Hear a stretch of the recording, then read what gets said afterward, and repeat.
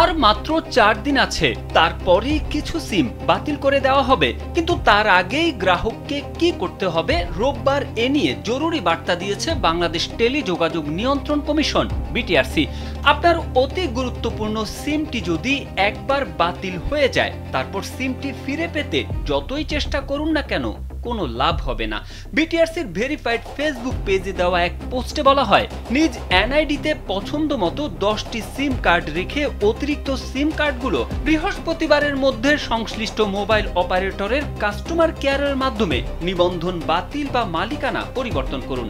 আর মাত্র 4 দিন বাকি।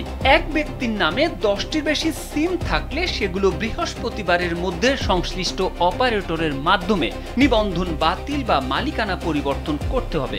যদি গ্রাহক নিজে অতিরিক্ত সিম নিবন্ধন বাতিল বা মালিকানা পরিবর্তন করতে ব্যর্থ হন, তাহলে কমিশন দৈব চয়নের ভিত্তিতে অতিরিক্ত সিমগুলো স্বয়ংক্রিয়ভাবে বাতিল করবে বলে সতর্ক করেছে বিটিআরসি।